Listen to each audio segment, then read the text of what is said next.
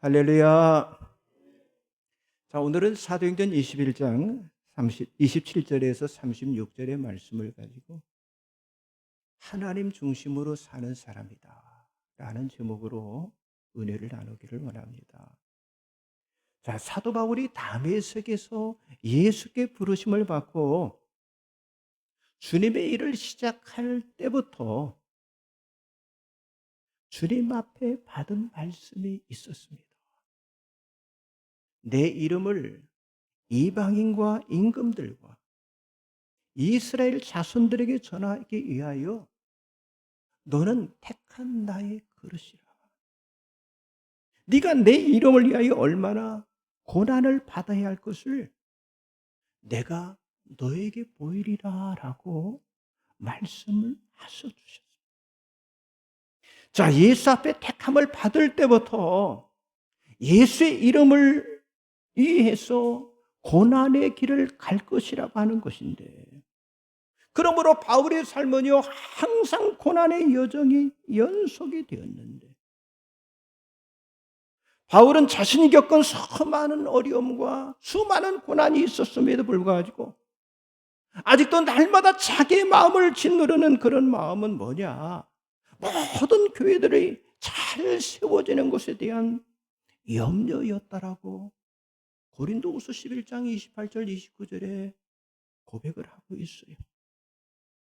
그렇기 때문에 사도 바울은 나는 이제 너희를 위해서 받는 괴로움을 기뻐하고 그리스도의 남은 고난을, 그리스도의 몸된 교회를 위해서 내 육체에 채우느라고 고백할 정도로 예수께서 말씀하신 그 고난의 길을 한 걸음 한 걸음 걸어가게 되었습니다. 그런데 이것은요 사도 바울만 그런 것이 아닙니다. 오늘도 복음을 전하고 교회를 세워가는 그 길이 바로 고난의 길이라고 하는 거예요. 쉽지 않은 길입니다. 자, 우리는 지난 3년 동안 코로나 팬데믹 기간을 지나면서 그동안 우리들이 고백했던 그 신앙의 고백들이 얼마나 그게 거칠이었고요. 그리고 무능한 종교의식에 그쳐 왔는지 철저하게 이 코로나 팬데믹 기간을 통해서 우리 자신을 알게 되었다고 하는 거예요. 아니, 하나님은 우리 한국교회를 바라보시며 어떻게 보면 통탄하셨고요. 아직도 하나님 중심으로 돌아오지 않는 교회들 위해서 지금도 하나 되지 못하고 오히려 분열과 분쟁이라는 그런 후유증을 지금 겪고 있다고 하는 거예요. 마치 이스라엘 민족이 더 이상 하나님이 택하신 언약 백성으로서의 신앙을 포기하게 되었을 때 이스라엘 역사 중 가장 절망적이었던 남쪽 유다의 멸망은요, 이것은 아브람과 이삭과 야곱의 후손인, 그러니까 구약 이스라엘의 역사가 끝이 나는 그런 비극이었어요. 이때 하나님께서는 아나도 시골 출신 에레미야고 하는 그 선지자에게 임해서 멸망에 가는 이스라엘을 향해서 하나님의 핵심적인 말씀을 전하게 하셨는데, 그들 이스라엘 백성들이 자랑하는 부라든가 힘이라든가 세상의 모든 지식을 버리고 너희들이 할 수 있는 진정한 자랑은 하나님을 아는 것이다. 그리고 여호와는 사랑과 정의와 공의를 행하는 자임을 깨닫는 것이다라고 에레미야 9장 23절 24절에서 그들을 깨우치고 선포하게 하셨습니다. 그렇습니다. 에레미야 시대이든 오늘 시대이든 이 하나님의 말씀 자체는요 아주 동일합니다. 통일해요. 자, 하나님의 말씀을 따라서 산다고 하면서도 우리들이 인간을 의지하게 되면 결국 어느 순간에 우리는요 잘못된 길로 들어가게 될 수밖에 없다고 하는 거예요. 그러므로 이 코로나 팬데믹이 한국교회에 미친 악영향이 그게 뭡니까? 하나님 중심이 아닌 사람 중심이 되게 만들었어요. 그래서 사람이 먼저가 되어서 성경적인 세계관, 기독교 가치관이 완전히 사람 중심으로 이 지배를 당했기 때문에 지금 분별력을 잃게 되었어요. 아직도 지금 20%, 30%에 넘는 기독교인들이 교회로 돌아오지 못하고 있다고 하는 사실이죠. 그러므로 여러분 교회는요, 분명한 메시지를 선포해야 할 그런 책임이 교회 안에 있다고 하는 거예요. 그래야 고난도 이겨낼 수 있습니다. 세상도 이겨낼 수 있어요. 악도 이겨낼 수 있는 그런 힘이 주어진다고 하는 거예요. 자, 이처럼 사도 바울이 고난과 박해 속에서 그 모든 것을 이겨낼 수 있었던 그 힘은요, 사람의 힘이 아닌 바로 하나님께 있었던 것처럼 저와 여러분 또한 하나님 중심의 사람이 되어야 하는데, 그 첫째는요, 하나님의 뜻을 거역하는 무리를 따라서는 안 된다. 하나님의 뜻을 거역하는 무리를 따라서. 자, 사도 바울은 이스라엘 백성이나 율법이나 예루살렘 성전을 비방하지 않았습니다. 그런데 아시아에서 온 유대인들이 바울이 성전을 비방했다고 말해요. 그리고 헬라인을 성전에 데리고 들어가려 하지도 않았는데도 들어갔다고 말하고 있어요. 그래서 무리를 충동해서 바울을 비난하고 지금 바울을 해치려 하고 있습니다. 자, 사도행전 21장 27절 28절 나와 있죠. 같이 보겠습니다. 그 이래가 거의 참에 아시아로부터 온 유대인들이 성전에서 바울을 보고 모든 무리를 충동하여 그를 붙들고 외치되 이스라엘 사람들아 도우라. 이 사람은 각처에서 우리 백성과 율법과 이곳을 비방하여 모든 사람을 가르치는 그 자인데 또 헬라인을 데리고 성전에 들어가서 이 거룩한 곳을 더럽혔다 하니. 자, 여러분, 그들의 잘못된 생각과 판단에서, 그러니까 사실이 아닌 거짓된 악한 비난, 거짓된 악한 선동이 무리를 부추기게 된 거예요.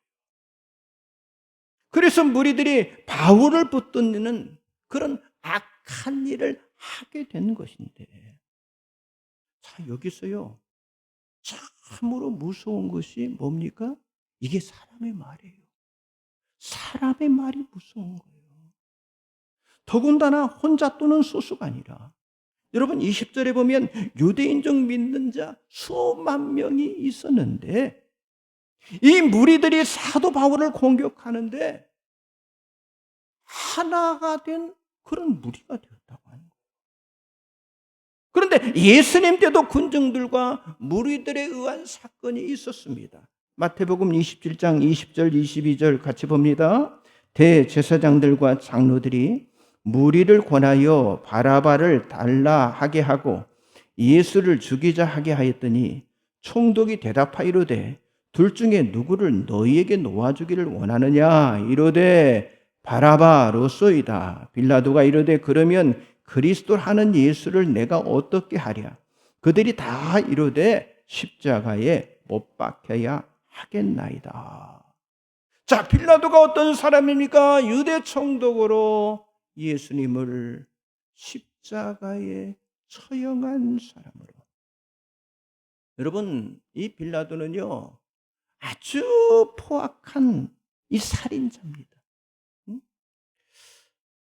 그러니까 이 갈릴리가 반란의 보임을 보이자 그 갈릴리 사람들이 하나님 앞에 제사를 드리고 있을 때, 사실 이때는 공격하면 안 되잖아요. 그때 이 빌라도가 공격을 해서 그 제사 드리는 사람을 다 몰살시켰던 사람이 바로 빌라도였어요. 그래서 예수님은 회개하지 않는 자에 대해서 경고를 하실 때 바로 이 빌라도의 이름을 사용하시는데, 누가복음 13장 1절에서 3절에 보면 그때 마침 두어 사람이 와서 빌라도가 어떤 갈릴리 사람들의 피를 그들의 제물로 섞은 일로 예수께 아뢰니 대답하이로되 너희는 이 갈릴리 사람들이 이같이 해받음으로 다른 모든 갈릴리 사람보다 죄가 더 있는 줄 아니냐. 너희에게 이르노니 아니라 너희가 만일 회개하지 아니하면 다 이와 같이 망하리라 라고 말씀을 하셨어요. 자, 이런 잔인한 빌라도 총독은요, 예수 그리스도를 십자가에 처형시키기 위해서 대제사장들, 장로들과 계략을 꾸미고요. 그리고 또 무리를 이용해서 죄수 바라바는 놓아주었지만은 대신 죄 없으신 예수님은 어떻게 했어요?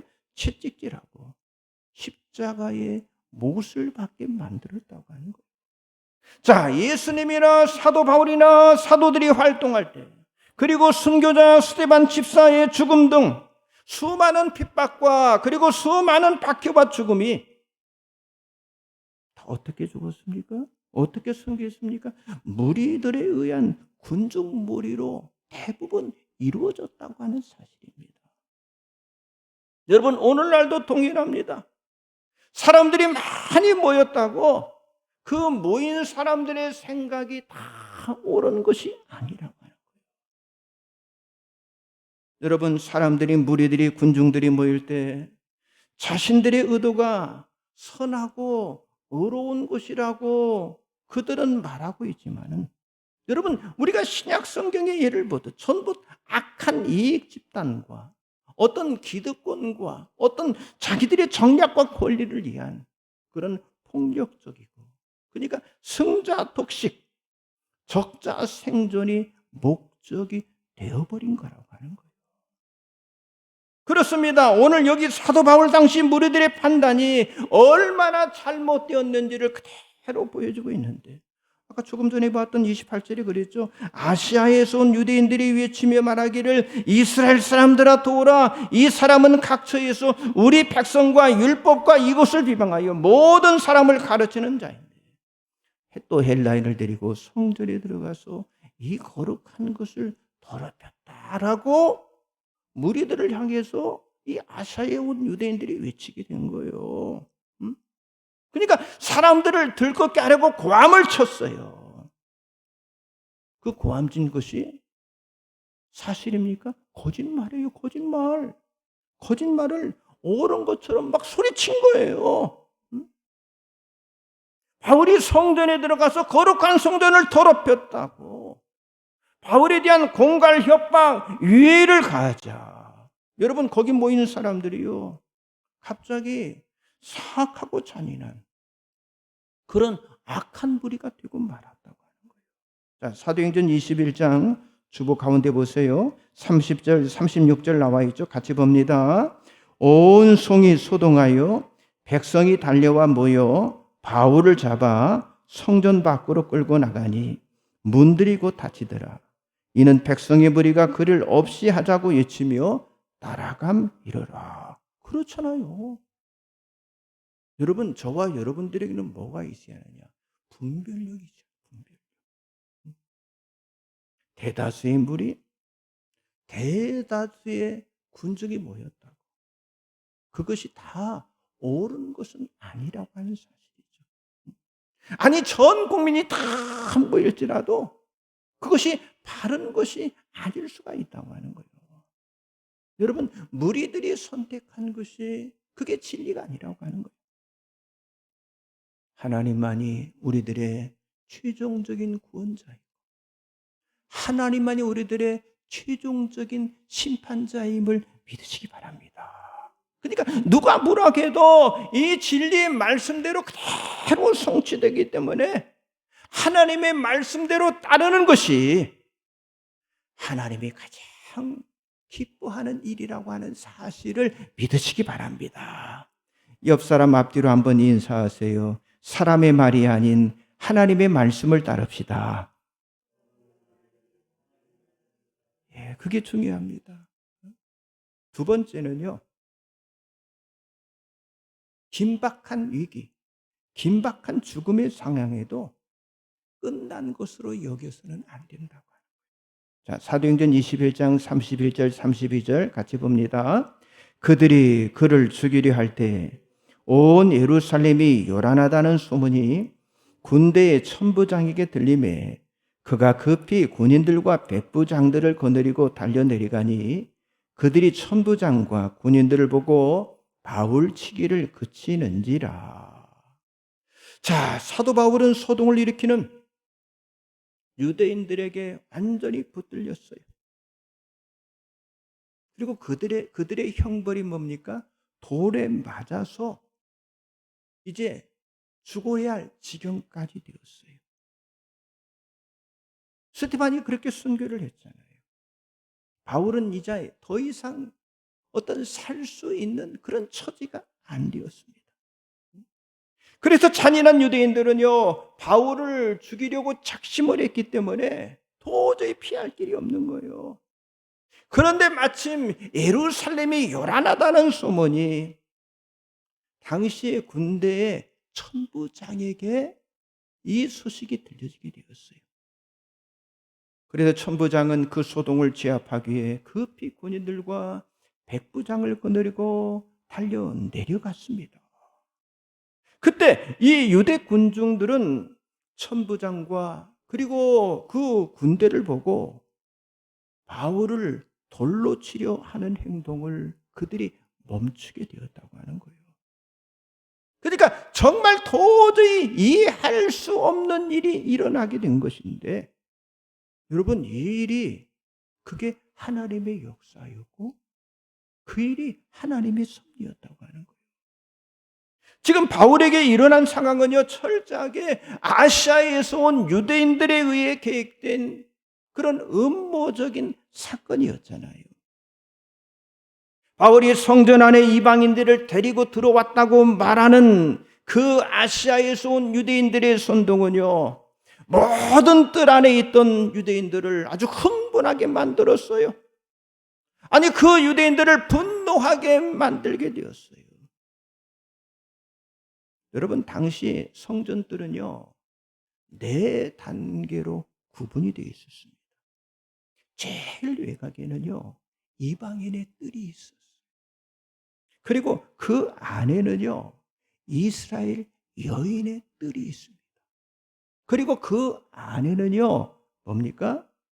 이스라엘 남자들의 뜰이 있고, 그리고 그 안에는요, 바로 제사장의 뜰이 있었습니다.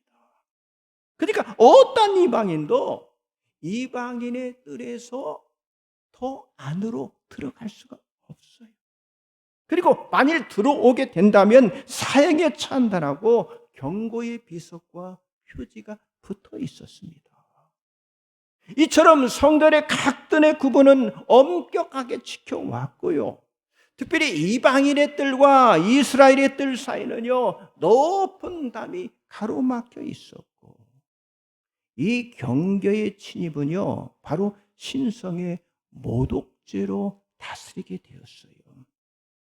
그런데 바울이 이방인을 데리고 성전에 들어왔다는 이 아시아에서 온 유대인들의 음모는요, 봤잖아요. 유대인들을 분노케 만들었어요. 즉각 붙잡혔습니다. 그리고 바울을 성전 밖으로 끌고 갔고, 그리고 성전의 문은요, 곧 닫혀버리게 되었어요.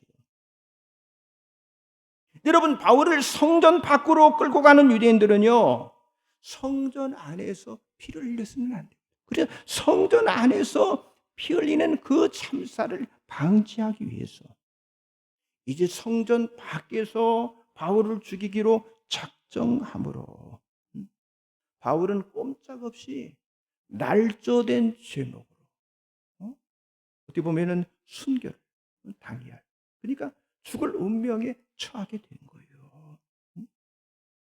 자, 그러기에 이 예루살렘의 치안 책임자인 이 천부장이 나타나지 않았더라면 바울은 어떻게 됐을 것 같아요?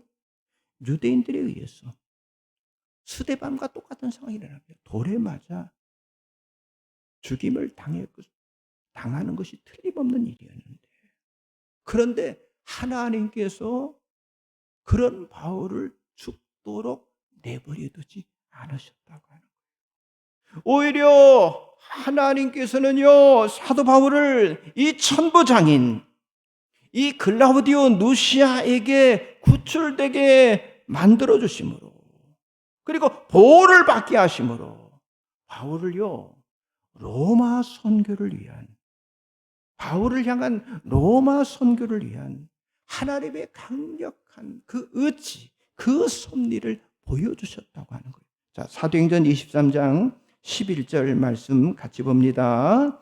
그날 밤에 주께서 바울 곁에 서서 이르시되 담대하라, 내가 예루살렘에서 나의 일을 증언한 것 같이 로마에서도 증언하여야 하리라 하시니라. 그렇습니다. 하나님은 바울을 통한 로마 선교를 이미 계획하셨잖아요. 그 로마 선교를 위해서 누구의 군대? 로마의 군대의 보호를 받게 만들어 주셨어요. 로마 선교를 위해서 로마 군대의 보호를 받게 하셨다니까요. 자, 하나님께서 바울을 살려주신 것인데 왜 그렇게 하셨을까요? 사도 바울이 고백합니다. 고린도후서 1장 8절 9절 나와 있죠. 같이 봅니다. 형제들아, 우리가 아시아에서 당한 환난을 너희가 모르기를 원하지 아니하니 힘에 겹도록 심한 고난을 당하여 살 소망까지 끊어지고 우리는 우리 자신이 사형 선고를 받은 줄 알았으니 이는 우리로 자기를 의지하지 말고 오직 죽은 자를 다시 살리시는 하나님만 의지하게 하심이라. 그렇습니다. 여러분, 바울은 심한 고난을 당해서 진짜 살 소망까지 완전히 끊어졌어요. 마치 사형 선고를 받았을 정도로 인생이 끝이다라고 그렇게 생각할 수 있었지만 사도 바울은요, 그래도 아무도 의지하지 않고 오직 죽은 자를 다시 살리시는 그 하나님만 의지하였다라고 고백을 하고 있는 거예요. 여러분, 저와 여러분들도 주의 길을 가다 보면 정말 우리가 당하는 그 어려움으로, 그렇죠, 진짜 우리 마음이 죽을 것과 같은 그런 마음의 상황에 처하게 될 때가 있어요. 근데 그때 수많은 사람들이 절망하고 포기하잖아요. 우리는 절망하고 포기하는 것이 아니라 하나님이 나를 기억하시기 때문에, 하나님이 나를 아시기 때문에 반드시 나와 함께 하실 거다, 반드시 나를 도와주실 것이다 라고 믿으면 여기 사도 바울처럼 그 전능하신 하나님의 손길이 우리들에게 임하게 될 줄 믿습니다. 옆 사람 좀 인사하세요. 위기의 상황에서 하나님의 손길을 체험합시다. 굉장히 중요한 이야기예요. 다 포기합니다. 그런데 믿음으로 포기하지 않는 사람, 하나님의 능력을 보게 된다고. 마지막 세 번째는요, 불가능하게 보일 때가 전도의 기회임을 놓쳐서는 안 된다고. 자, 말씀 봅니다. 사도행전 27장 37절 40절 같이 봅니다. 바울을 데리고 영대로 들여갈 그때에 바울이 천부장에 이르되 내가 당신에게 말할 수 있느냐? 이르되 내가 헬란말을 아느냐? 그러면 내가 이전에 소유를 일으켜 자객 4,000명을 거느리고 광야로 가던 애굽인이 아니냐? 바울이 이르되 나는 유대인이라 소읍이 아닌 길리기아 다소시의 시민이 청컨대 백성에게 말하기를 허락하라니 천부장이 허락하거늘 바울이 충대 위에 서서 백성에게 손짓하여 매우 조용히 한 후에 히브리 말로 말하니라. 자, 여러분, 이 말씀이 정말 놀라운 일인데요. 이제 유대인에게서 바울이 누구에게 넘겨졌어요? 천부장에게 넘겨졌어요. 그리고 결박을 당하고 그리고 신문을 받았지만은 죄를 찾지 못한 천부장은요, 바울을 그 성난 무리들의 손에서 안전하게 보호하기 위해서 이제 영내 안으로 데려가도록 군사들에게 명령을 한 거예요. 자, 이 영내는요, 바로 로마 군인들이 거기에서 주둔하고 있는 곳이에요. 바로 성전 바로 옆에 위치하고 있었습니다. 그러나 아직도 바울은요, 무리들로부터 지금 죽음의 위협을 받고 있는 그런 상황이었잖아요. 그런데 이런 급박한 상황, 이런 급박한 처지에서도 사도 바울이 뭐라고 그래요? 천부장에게 말할 기회를 달라라고 요청을 하고 있어요. 지금 바울은 결박당한 상황 속에서 지금 우리들의 생각으로는 도저히 믿을 수 없는 천부장, 그 천부장을 전도할 수 있는 그런 기회를 갖기 위해서 요청을 한 것인데, 그래서 사도 바울은 천부장을 전도할 기회를 얻기 위해서 헬란말로 대화를 요청하게 된 겁니다. 그러자 천부장이 뜻밖에도 저 사람이 히브리 사람인데 헬란말로 자기한테 말을 걸어오자 아주 신사적으로 대화를 허락하게 되었어요. 보세요. 이것은 이미 하나님이 바울을 어땠습니까? 로마와 그리고 헬란 문화권에서 언제요? 이미 교육을 받게 만들으셨잖아요. 그러니까 이미 하나님은 이 바울을 이방의 빛으로 삼고자 이미 준비를 하셨다고 하는 거예요. 그렇기 때문에 지금 결박되어서 영내 안으로 끌려 들어가는 비참한 신세였지만은 그런 상황 속에서 바울은 비굴한 태도를 취하지 않고 아주 떳떳하게 천부장에게 대화를 요청한 거예요. 이렇게 바울이 아주 당당하게 대화를 요청하자 천부장은요, 그 바울의 요구를 들어주면서 변론할 기회를 허락하게 됩니다. 여러분, 바울이 이처럼 어려운 상황 속에서도 담대할 수 있었던 것은요, 왜 그래요? 스스로 이 복음에 대한 이 확신이 아주 분명했기 때문이라고 하는 거예요. 자, 바울은 복음 때문에 자신이 죄인 취급받음이 하나님 앞에 큰 영광을 얻는 것으로 굳게 믿고, 그리고 지금 이 순간이 오기까지도 복음을 부끄러워하지 않는 삶을 살았던 게 그게 바울의 삶이 아니었습니다. 자, 로마서 1장 16절 같이 봅니다. 내가 복음을 부끄러워하지 아니하노니 이 복음은 모든 믿는 자에게 구원을 주시는 하나님의 능력이 됩니다. 먼저는 유대인에게요, 그리고 헬라인에게로다. 그렇습니다. 바울이 결박당하고 죽음의 위협 가운데 있음에도 천부장을 전도하기 위해서 당당하게 말할 수 있었던 건 뭐예요? 바로 복음의 능력이었다고 하는 거예요. 여러분, 저와 여러분도 그렇게 할 수 있어야 한다. 전도는요, 좋은 상황에서만 할 수 있는 게 아니라, 바울이 믿음의 아들 된 디모데에게 이런 말을 했잖아요. 디모데야, 너는 말씀을 전파하라. 때를 얻든지 못 얻든지 항상 힘써라. 오래 참음과 가르침으로 경책하며 경계하라라고 권했잖아요. 그렇습니다. 전도는요, 어느 때든지 할 수 있어야 한다고 하는 거예요. 우리가 생각할 때, 이건 정말 불가능해. 그런 때라도 그때가 하나님이 보실 때는요, 전도의 기회가 될 수 있다고 하는 거예요. 여기 37절 앞부분에 말씀하기를 바울을 데리고 영내로 들어가려 할 그때에 나와 있어요. 여러분, 그때가 어땠습니까? 바울을 죽이려는 무리들이, 그 무리들이 둘러싸이고 그 무리들을 피해서 지금 뭐예요? 군대에 둘러싸이는, 이게 무리들은 바울을 죽이려 가고 그걸 보호하는 군대에 둘러싸이는 그 아주 긴박한 순간이 바로 그때입니다.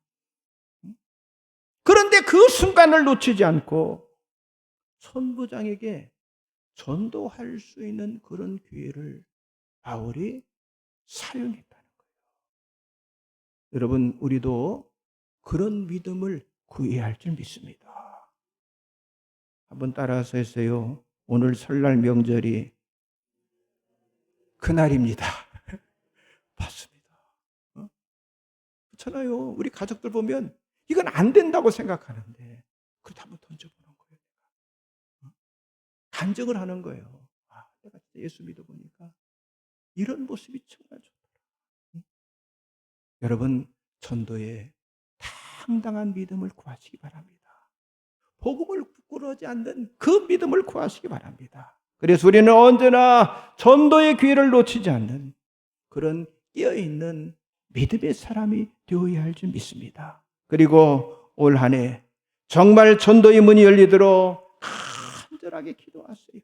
그래서 2023년 정말 이 한 해 동안 내가 단 한 사람이라도 전도해서 하나님 앞에 큰 영광이 들리고 하나님의 기쁨의 사람이 되겠다고 하는 그런 결단이 여러분 안에 있으시기를 주님의 이름으로 간절히 축복합니다. 기도하겠습니다. 전능하신 하나님 참으로 감사합니다.